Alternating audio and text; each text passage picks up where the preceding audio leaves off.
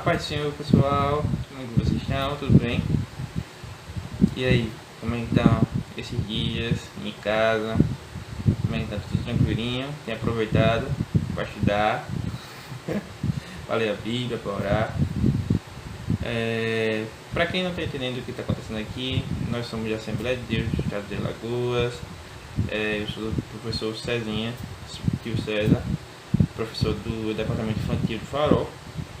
E a gente tá abordando hoje a lição número 13 da nossa lição de Escola Bíblica Dominical. Nossa lição tem por capa essa daqui, como vocês estão vendo. Ela abrange a faixa etária de 11 e 12 anos, é a lição dos pré-adolescentes. São essas figurinhas que devem estar assistindo essa lição agora. E nós estamos encerrando essa lição. A gente tinha até marcado, não era, pessoal? Para fazer até um café da manhã para encerrar a lição, mas fica na próxima, né? E a lição que a gente vai estar abordando hoje é a lição 13. Como vai ser a vida eterna? Mas essa lição começou esse semestre falando sobre o plano da salvação.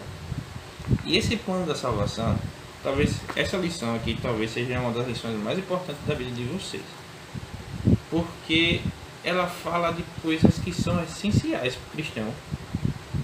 E quanto mais cedo vocês aprenderem sobre essas coisas, vai ser muito melhor para vocês aplicarem durante toda a sua vida. Se bem que a vida cristã é sempre uma vida de renovação. Muitas vezes a gente precisa rever os mesmos conceitos para poder entender de novo e reaplicar para a vida da gente alguns conceitos que a gente acaba esquecendo. Mas nesse semestre vocês viram que a gente precisa de um Salvador. Por quê? Porque a gente peca, porque a gente erra e Deus é santo. Como é Deus é santo? Vou até jogar aqui. Como Deus é santo e a gente erra, a gente não podia estar perto de Deus.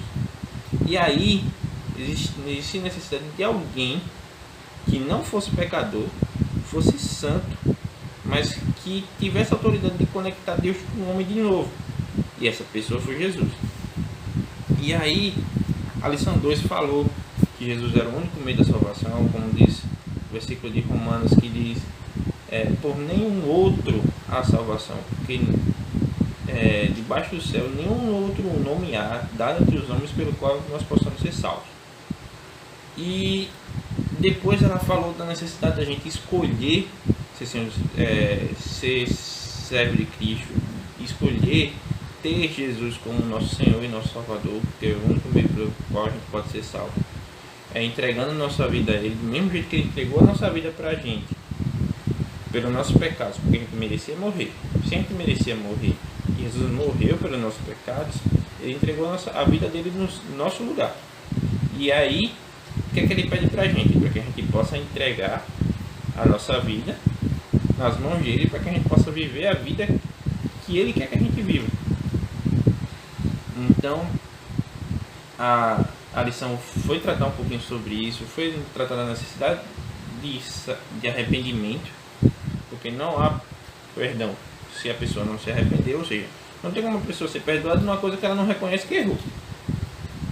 É fato. A própria palavra de Deus diz lá em 1 João, se não me engano, capítulo 1, versículo 10. Se confessarmos nossos pecados, Ele é fiel e justo para nos purificar o pecado e nos purificar de toda iniquidade. Eu acredito que seja esse versículo lá. Então, depois ela foi mostrar que Deus, depois que a gente é salvo, nos restaura por dentro, para que a gente possa fazer boas obras. Não significa dizer que a gente é salvo pelas boas obras. A gente não é salvo pelas boas obras, mas a gente é salvo para fazer boas obras. Até porque se a gente é salvo, a gente é filho de Deus, como filho de Deus a gente tem que imitar Ele, e imitando Ele, logo a gente vai fazer boas ações. Porque Deus é um Deus que faz boas ações. Entendeu? E é assim. Depois a gente vai mostrar que Deus nos libertou de toda a culpa do pecado através de Jesus Cristo. A gente não precisa mais carregar condenação nenhuma. E falou também que a gente precisa andar no caminho do Senhor. falou sobre a necessidade da gente também ter certeza da salvação. E como é que a gente tem essa certeza de salvação?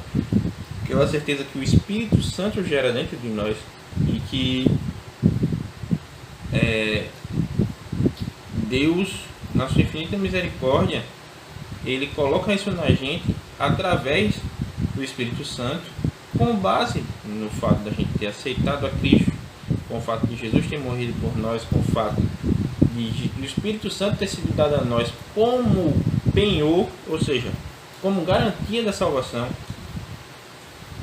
A Bíblia, a gente nessa lição também falou sobre como a gente pode preservar a nossa salvação, porque muitas pessoas vão dizer por aí que a gente não pode perder a salvação, mas alguns versículos na Bíblia nos mostram que algumas pessoas que já eram cristãs, que participavam do dom da graça de Deus, participavam de tudo quanto era de espiritual, infelizmente voltaram para os seus antigos erros e não tem mais como ser salvos. Alguns trechos na Bíblia falam sobre esse tipo de coisa. Então, como a gente pode conservar essa salvação? Que é através do nosso caminhar diário com o Espírito Santo, através das nossas orações, de a gente se manter firme na palavra de Deus. Falando também da nossa necessidade de crescer em Cristo, através da leitura da palavra, da oração, de fazer boas ações, de evangelizar, de dar frutos para o reino de Deus. E aí a gente vai falar sobre o final, que é a vida eterna.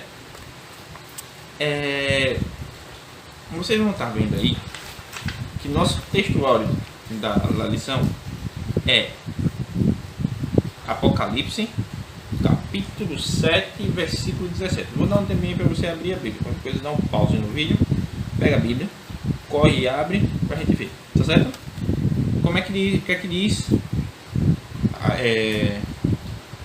Apocalipse, capítulo 7, versículo 17.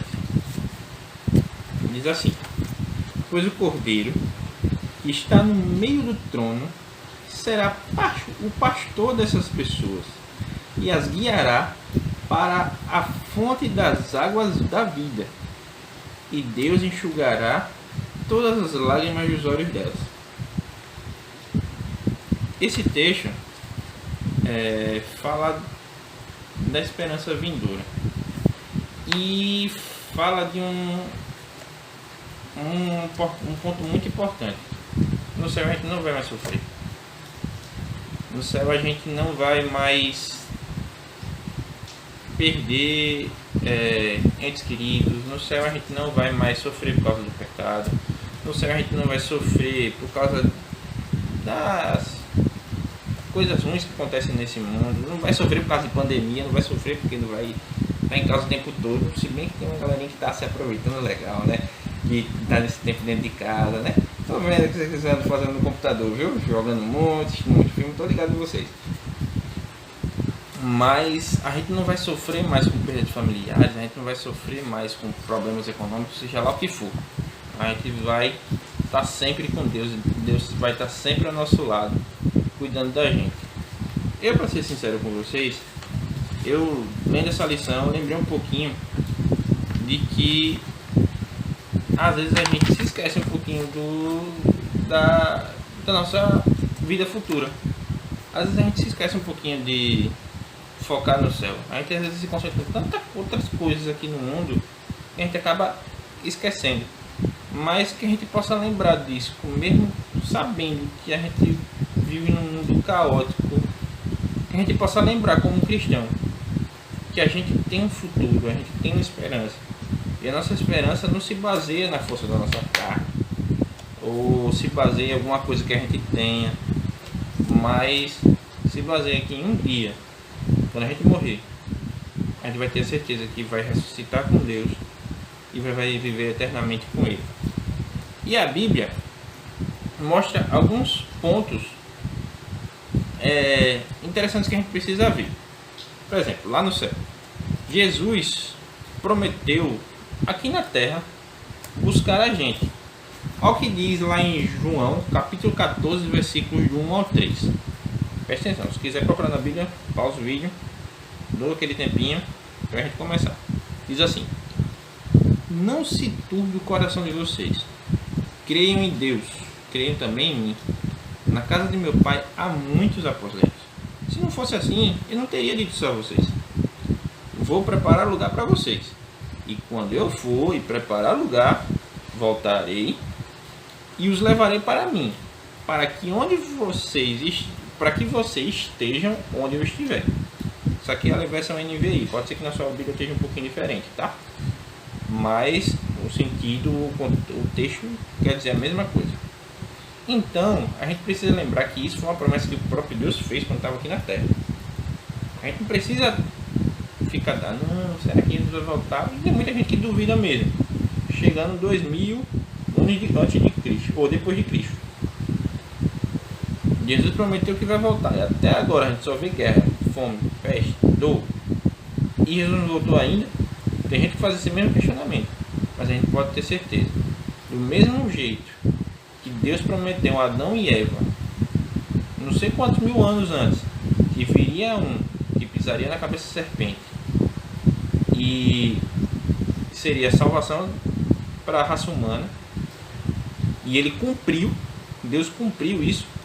Assim também Deus vai cumprir essa promessa de que ele um dia vai vir para buscar a gente, sabe? E Deus deixou isso bem claro. Assim, quando Jesus voltou dentre os mortos, né? Quando ele morreu e ressuscitou, ele disse para os discípulos antes de ir. Os discípulos aperreados: Senhor, este é o tempo que você vai restaurar o reino de Israel. Aí Jesus disse: não convém você saber os tempos, as épocas e as horas. Estou parafraseando, tá? Pode ser que alguma coisa destrua do texto original. Mas ele disse: mas vão pregar o evangelho a toda a criatura. E o texto diz também que os anjos, depois que Jesus subiu, disse: varões galileus, por que vocês estão aí? Do mesmo jeito que vocês viram Jesus subir, ele vai descer. No futuro ele vai descer para vir reinar. E aí a gente tem que ter essa promessa como certa. Jesus vai voltar. E aí, quando ele voltar, a gente vai estar preparado? E aí, nesse meio termo, entre Jesus voltar, entre Jesus ter ido embora e a gente estar aqui e Jesus voltar, a gente precisa ter fé. A palavra de Deus diz que Abraão tinha fé esperando a cidade celestial. Preste atenção no texto. Lá em Hebreus, capítulo 9, capítulo 11, versículo 9 ao 10. Pega da Bíblia, vê aí. Pela fé, peregrinou na terra prometida como se estivesse em uma terra estranha. Viveu em tendas, bem como Isaac e Jacó, co-herdeiros da mesma promessa. Pois ele esperava a cidade que tem alicerces, cujo arquiteto e edificador é Deus. Veja que o próprio Abraão, já, segundo esse texto de Hebreus, demonstrava a fé, esperando a cidade que Deus ia estabelecer aqui na terra. E Deus prometeu isso. Lá em Apocalipse 21, versículo 5 diz assim: aquele que está assentado no trono disse: estou fazendo nova todas as coisas. E acrescentou: escreva isto, pois estas palavras são verdadeiras e dignas de confiança. Para você ver que o texto bíblico sempre traz para a gente essa certeza de salvação.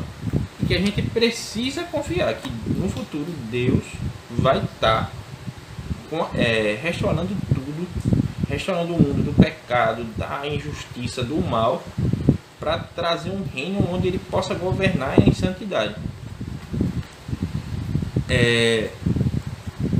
Deus também prometeu para a gente que a gente não vai ter mais sede nem fome. Lá em Apocalipse capítulo 7, versículo 16 diz: nunca mais terão fome, nunca mais terão sede, nem o sol os afligirá, nem qualquer calor abrasador. Para a gente hoje, essa questão do calor abrasador não faz muito sentido. Porque a gente vive em uma cidade onde qualquer coisa a gente se esconde embaixo de uma casa, uma marquise do centro, coisa do tipo. Mas antigamente, para pessoas que viviam caminhando quilômetros e quilômetros, o sol afligindo a pessoa, o sol queimando a pessoa, era um desconforto muito grande. Por isso também que esse texto também trouxe essa questão. A gente não vai passar mais por provações, a gente não vai passar mais por qualquer tipo de prova, tanto física como espiritual. Lá, Deus vai suprir todas as nossas necessidades.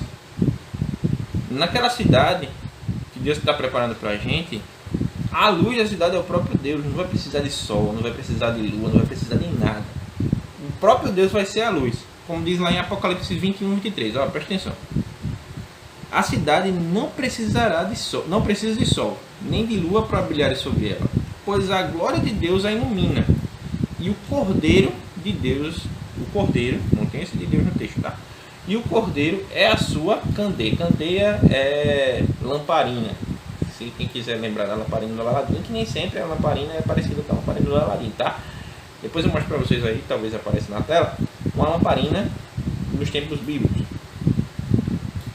E o mais massa disso tudo é que o próprio Jesus vai estar conduzindo a gente.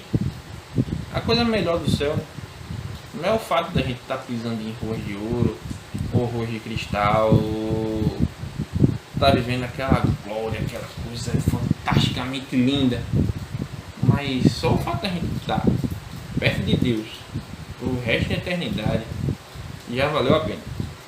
A palavra de Deus diz assim, lá em Apocalipse 7,16.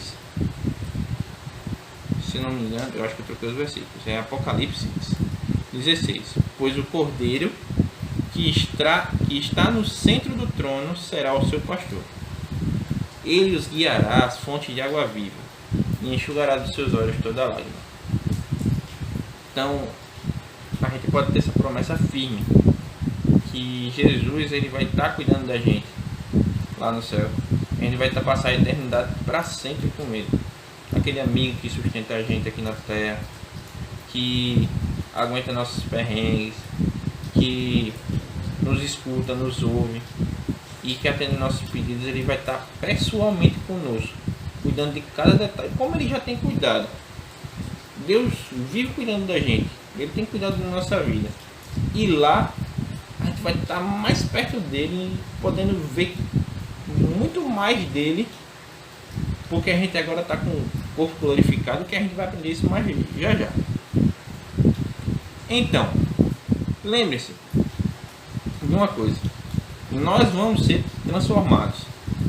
Perceba, o texto bíblico de 1 Coríntios capítulo 15 diz assim, a partir do versículo 50, vamos lá, 1 Coríntios capítulo 15, a partir do versículo 50, abre aí na Bíblia, diz assim, irmãos, eu declaro a vocês que carne e sangue não podem herdar o reino de Deus, nem o que é perecível pode herdar o que é imperecível. Eis que eu vos digo um mistério, nem todos dormiremos, mas todos seremos transformados. Num momento, num abrir e fechar de olhos, ao som da última trombeta, pois a trombeta soará, os mortos ressuscitarão incorruptíveis, ou seja, sem poder morrer mais, sem poder se corromper mais, e nós seremos transformados, os que estivermos vivos. Pois é necessário que aquilo que é corruptível, estragável, morrível, se revista daquilo que é imortal, incorruptível. E aquilo que é mortal se revista da imortalidade. Quando, porém, o que é corruptível, o que se estraga, se revestir daquilo que se não estraga, e o que é mortal se revestir de imortalidade, então se cumprirá a palavra que está escrita: a morte foi destruída pela vitória.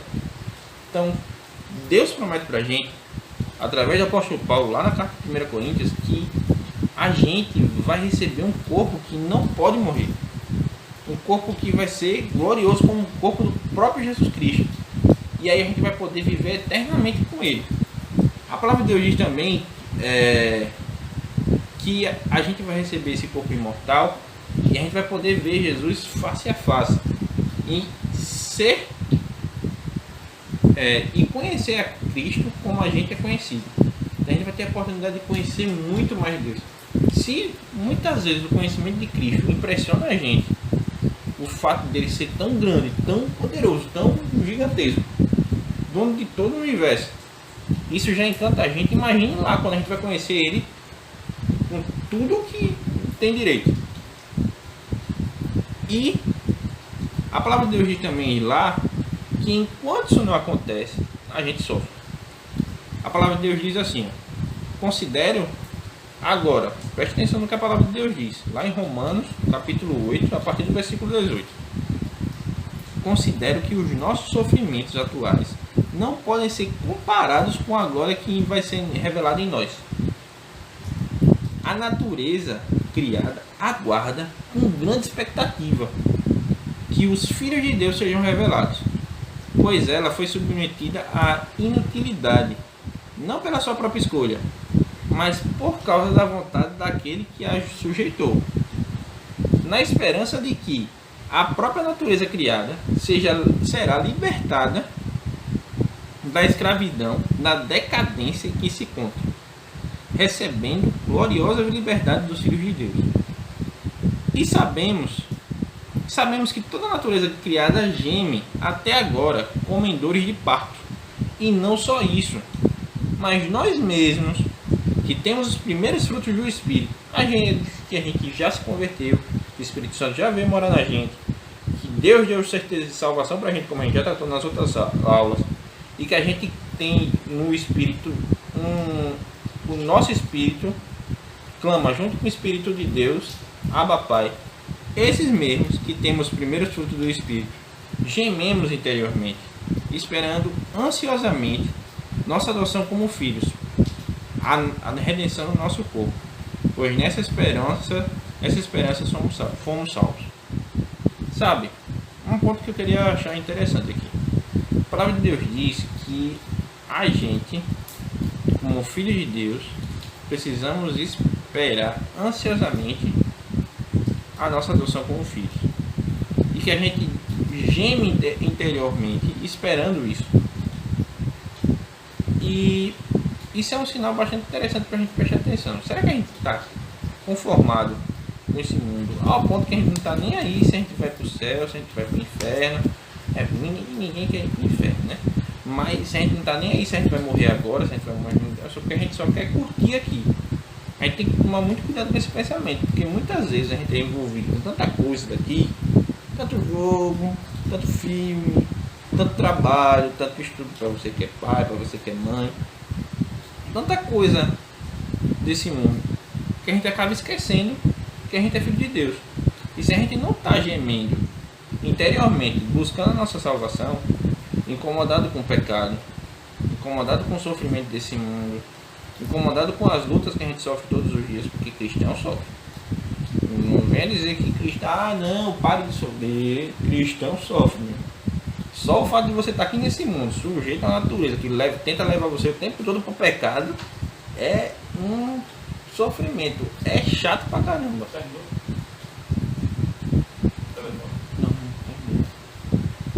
Então,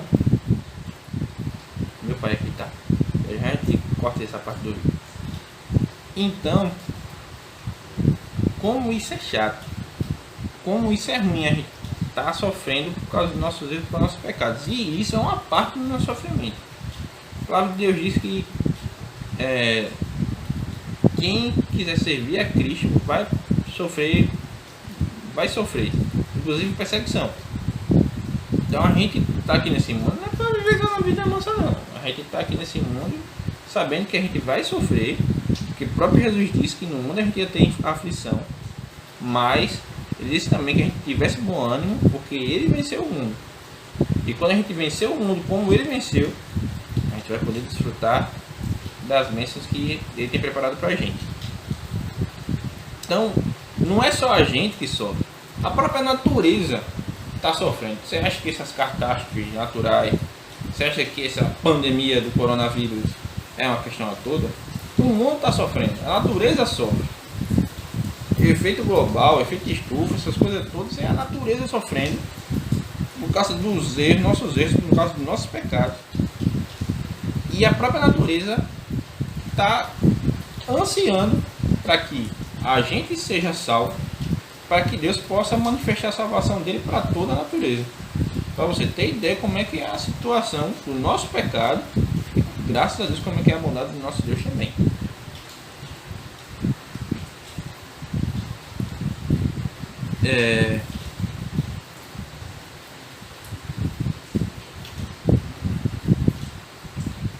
E o apóstolo Paulo, só lembrando, a palavra de Deus diz também, lá em 1 Tessalonicenses, como é que vai acontecer isso. De primeira, a gente vai estar sofrendo, Jesus vai estar às portas, quando ele voltar, a gente vai ser arrebatado. Então, olha o que 1 Tessalonicenses, capítulo 4, aqui tem 16 a 17, mas vamos ler a partir do 13. Abre a sua Bíblia também, para conferir. Tem 1 Tessalonicenses, capítulo 4, vamos ler a partir do 13. Irmãos, não queremos que vocês sejam ignorantes quanto aos que dormem.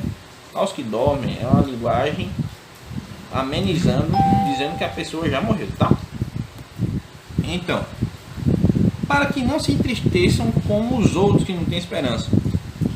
Se cremos que Jesus morreu e ressurgiu, cremos também que Deus trará, mediante Jesus e com ele, aqueles que dormiram, ou seja, aqueles que morreram.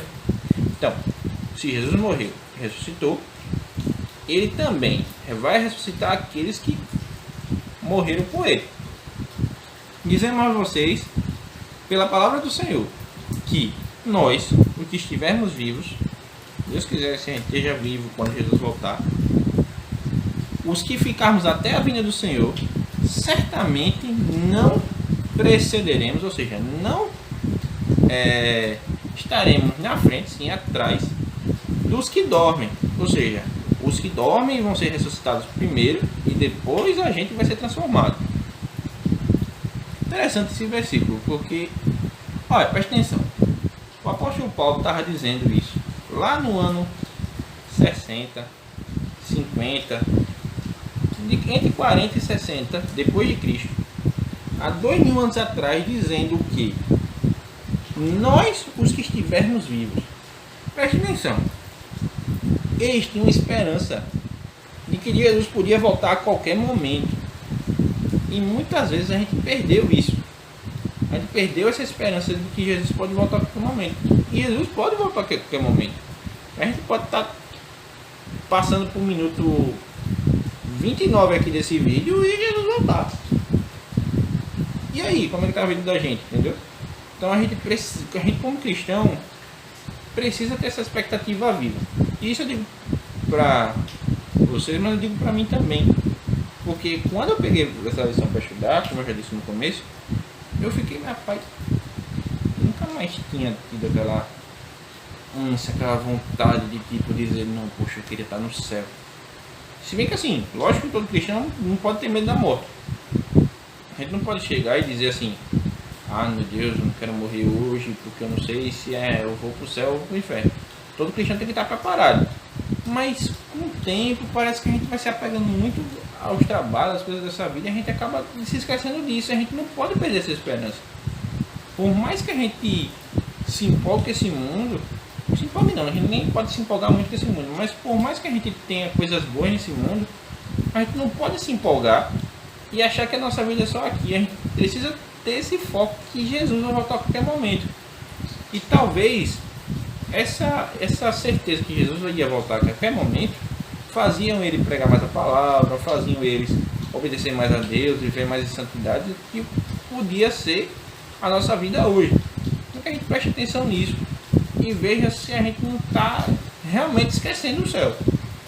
Que a gente possa aplicar isso para o coração da gente, que a gente possa viver como se Jesus pudesse voltar agora. Entendeu? Isso é muito importante. Olha lá. Pois, versículo 16, agora o versículo 16 mesmo. Pois, dada a ordem, com a voz do arcanjo e o ressoar da trombeta de Deus, o próprio Senhor descerá dos céus, e os mortos em Cristo ressuscitarão primeiro. Depois nós, os que tivermos vivos, está vendo ele falando nós de novo, como se eles fossem os que tivessem vivos, seremos arrebatados com eles nas nuvens, para o encontro com o Senhor nos ares. E assim estaremos com o Senhor para sempre, forever, sem risco mais de sair da presença de Deus, para sempre. Console-se uns aos outros com essas palavras. Então a gente não precisa ter medo da morte como cristão. Nossos familiares que morreram, a gente fica triste por eles, a gente sente a falta deles, mas a gente não precisa se desesperar, porque se eles morreram com Cristo, um dia a gente vai ver eles. Então o que o texto pede pra gente é a gente se consolar com essa verdade. Por mais difícil que seja passar a sua situação, por mais difícil que seja a sua vida agora, lembre-se que no fim a gente vai ter uma recompensa eterna gigantesca, que não vai se comparar com os sofrimentos que a gente está passando aqui nessa terra. E que tudo isso que a gente sofreu, como disse no versículo anterior, são pequenos sofrimentos comparados com aquilo que vai se manifestar na gente. Aqui. E em Filipenses, capítulo 3, versículo 20, olha aquele texto que eu disse para vocês.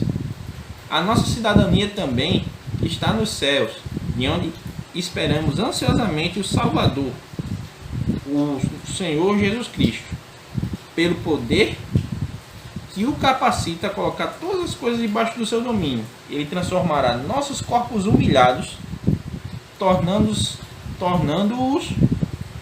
semelhantes ao seu corpo glorioso. Tá vendo? O corpo da gente vai ser semelhante ao corpo de Jesus. E aí assim a gente vai poder desfrutar a eternidade toda com ele.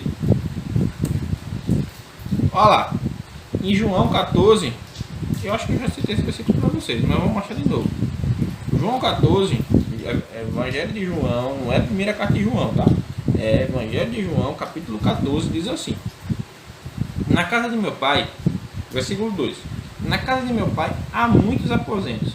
Se não fosse assim, eu não teria dito a vocês: vou preparar lugar para vocês. E quando eu for preparar lugar, voltarei e os levarei para mim, para que vocês estejam onde eu estiver. E vocês conhecem o caminho para onde eu vou, que é o caminho que Cristo ofereceu para a gente. Então, a gente vai estar para sempre com Cristo. Deus prometeu preparar um lugar para a gente, para que a gente estivesse sempre com Deus. E essa é a parte mais importante. Como disse a vocês, o céu é lindo. Vou mostrar para vocês aqui alguns trechos de como o céu é bonito. Mas mais importante do que pisar em ouro e andar com vestes lindas, maravilhosas, mais importante do que tudo isso é a gente estar para sempre com Deus, com certeza. 1 João capítulo 3, agora sim a gente está falando de primeira carta de João, lá no finalzinho da Bíblia, capítulo 3, versículos de 1 a 3.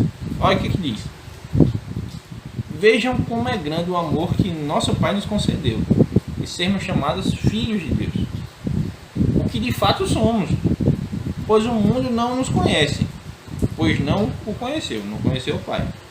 Agora somos chamados filhos de Deus e ainda não se manifestou o que havemos de ser. Deixa eu parar de um ponto importante aqui.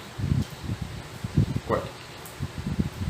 Mas sabemos que quando ele se manifestar, seremos semelhantes a ele, pois o veremos como ele é. Tá vendo? A gente vai conhecer a Deus como ele é. Sabe, hoje a gente só tem um pouquinho de conhecimento. Como diz lá em 1 Coríntios capítulo 13, Deus diz que, o apóstolo Paulo diz: quando eu era menino, se vestia como menino, andava como menino, tinha jeito de menino. Quando eu vim ser velho, eu deixei as coisas de menino de lado. E ele faz essa comparação dizendo que hoje a gente conhece a Deus com uma mente que ainda não consegue compreender a Deus completamente. Mas quando a gente chegar lá no céu, a gente vai ter com a cabeça, uma inteligência e um corpo que a gente vai conseguir conhecer a Deus como ele é de verdade. Não que ele se mostre a gente como é de mentira, mas a gente não consegue se mostrar com tudo que ele é. A gente só conhece uma partezinha. Amados, agora somos filhos de Deus. Ainda não se manifestou o que ainda havemos de ser. Mas sabemos que quando ele se manifestar, seremos semelhantes a ele, pois o veremos como ele é. Todo aquele que nele tem essa esperança purifica-se a si mesmo, assim como ele é puro. E a gente precisa lembrar disso. Do mesmo jeito que a gente sabe que a gente é cristão e que Deus nos salvou, nos perdoou nossos pecados, e do mesmo jeito que a gente tem essa certeza de que Deus é bom, que Deus é bondoso para a gente também precisa ter a certeza que Deus é justo e que Deus é santo, que a gente precisa se santificar, porque a palavra de Deus diz que sem santificação ninguém verá Deus. Então, que a gente tenha isso em mente. Antes de ler esse trecho, eu queria ler com vocês um trecho muito importante antes de apresentar algumas coisas. Muitas pessoas dizem que Deus não é um pai mau que vai levar alguém para o inferno, ou que Deus é bom e ele não ia deixar eu, que sou uma pessoa boa, ir para o inferno. Mas a palavra de Deus é clara, dizendo que nem todo mundo vai para o céu. Infelizmente, tem pessoas que se enganam, achando que Deus é muito bonzinho, e tão bonzinho que não vai deixar ninguém fora do céu. Mas a palavra de Deus diz que no céu não vai entrar todo tipo de pessoas. Olha o que diz lá em Apocalipse, capítulo 22 e versículo 15. Abra aí na sua Bíblia. Apocalipse, capítulo 22, versículo 15. Pausou? Voltou? Pronto. Olha o que diz. Ficam de fora os cães, os que praticam feitiçaria, os que cometem imoralidades sexuais, os assassinos, os idólatras e todos os que amam e praticam a mentira. Esse é um trecho de Apocalipse que mostra que nem todo mundo vai entrar no céu. Ou seja, todos aqueles que praticam feitiçaria, qualquer tipo de feitiçaria, simpatia, qualquer coisa do tipo. Tem até uns seriados por aí afora aqui de criança que mostra pequenas bruxas que fazem simpatia, e isso não é de Deus não. Os que cometem imoralidades sexuais, desde um simples videozinho que você vê na internet até imoralidades mais sérias, aqueles que cometem imoralidades sexuais, que não se arrependeram dos seus pecados, não podem herdar o reino de Deus. Os assassinos também, mas lembre-se do que Jesus disse: ouviste que foi dito, não matarás. Mas aquele que chamar o seu irmão, se irá contra seu irmão, será réu de juízo. E aquele que chamar seu irmão de idiota vai ser réu do fogo no inferno. Então, que a gente possa tomar cuidado com essas coisas. Os idólatras, qualquer coisa que você coloque no lugar de Deus. E todos os que amam e praticam a mentira.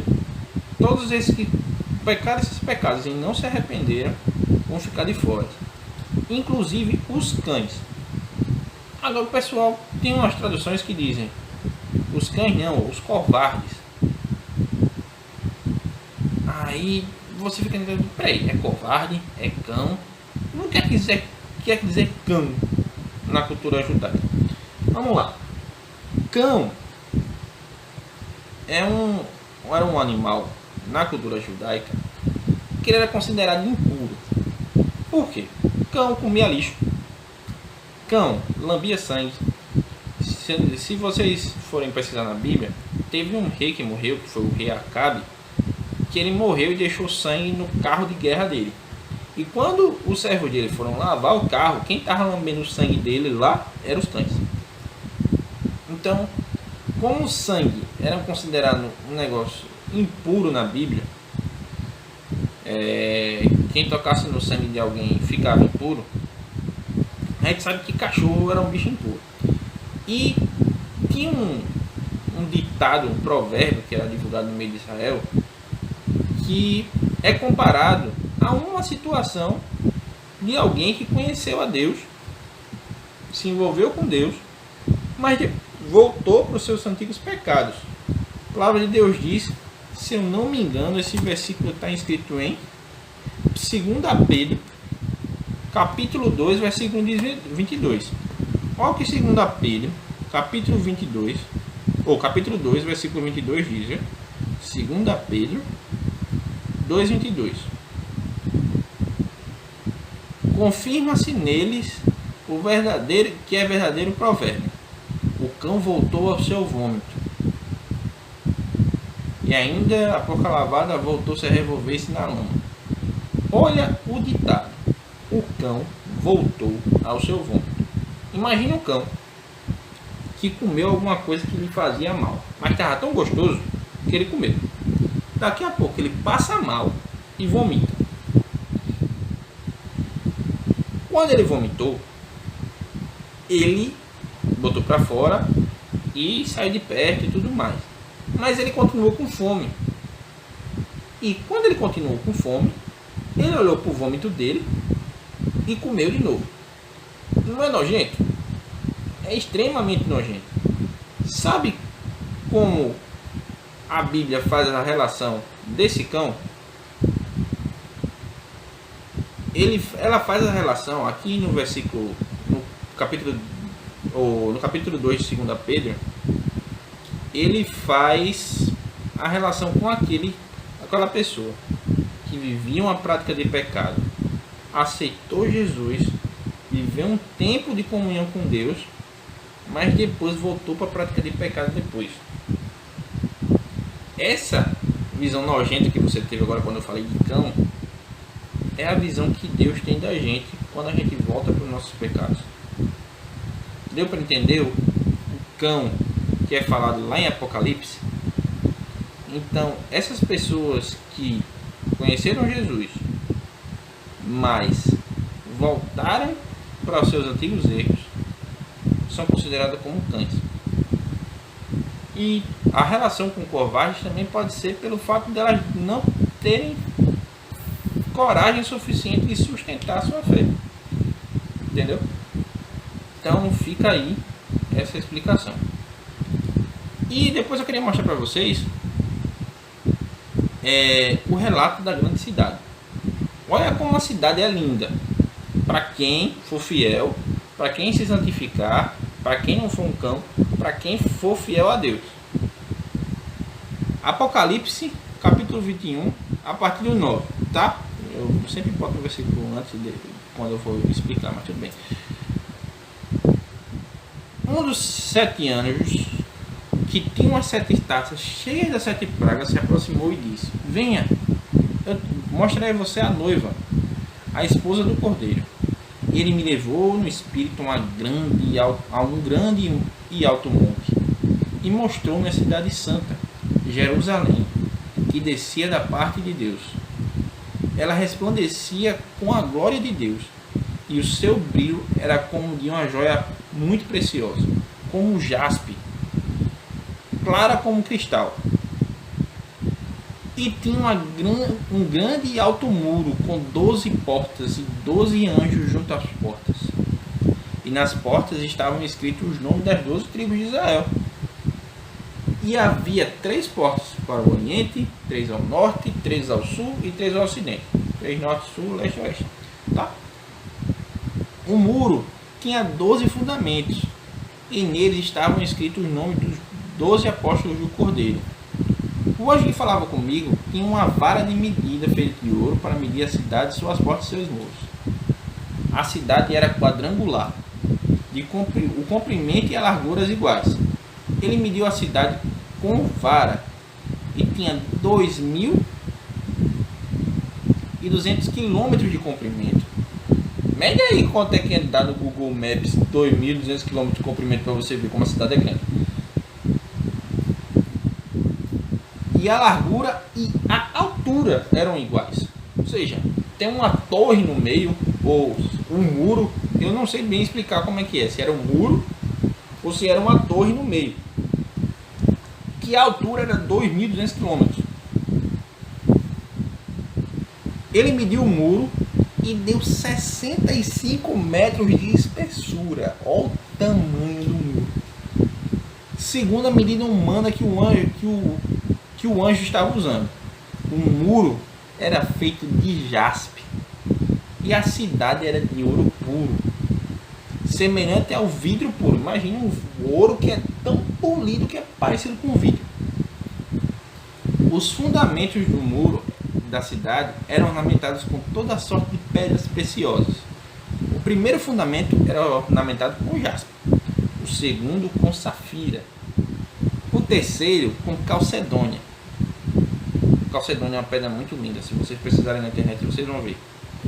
O quarto é com esmeralda, o quinto fundamento com sardônio, o sexto com sárdio, o sétimo com crisólito, outra pedra muito bonita, o oitavo com berilo, o nono com topázio, o décimo com crisopraso. Crisopraso é outra pedra, não é um trava-língua não, é outra pedra também, que é muito bonita por cá. O 11º com jacinto e o 12º com ametista. Você tem ideia de que o fundamento de uma cidade, um negócio que vai ficar no chão, é o negócio que vai ficar no chão, o fundamento da cidade é coberto de pedras preciosas. Deu para ter noção? As 12 portas eram 12 pérolas, cada porta feita de uma única pérola. Imagina o tamanho da pérola da porta dessa cidade. Não vi templo algum na cidade, pois o Senhor Deus Todo-Poderoso e o Cordeiro são seu templo. Imagina Deus o tempo todo ali com a gente. Sabe, às vezes a gente tem uma visão de quando a gente recebe a presença de Deus, quando a gente está no culto, a gente sente, poxa, que coisa maravilhosa. Lá vai ser o tempo todo. O tempo todo.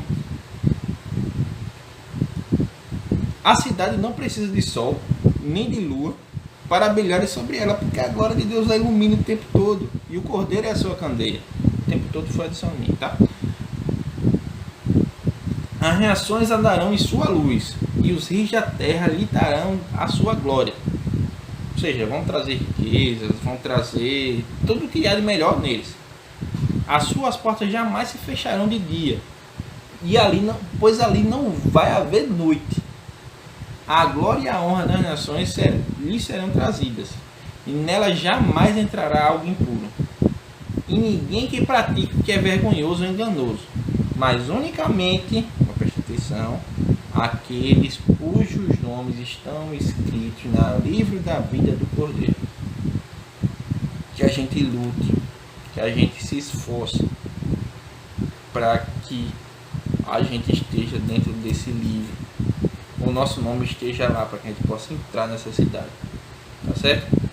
Deus abençoe vocês, até a próxima aula, que não precisa ser por aqui, que a gente esteja junto lá na escola dominical para a gente fazer nosso culto a Deus e aprender um pouquinho mais da palavra. Deus abençoe.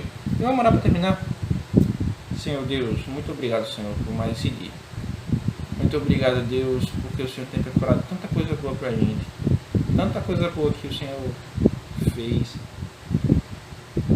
E obrigado, Deus, por querer e se esforçar para que a gente esteja aí contigo, Senhor. Perdoa todos os nossos pecados, perdoa todas as nossas faltas, toda a nossa negligência, todos os nossos erros. Perdoa toda a nossa displicência em te buscar. O Senhor tem preparado tanta coisa boa para a gente e a gente muitas vezes ignora. Nos ajude, Senhor, a vivermos dignos do que está escrito no teu livro, Deus.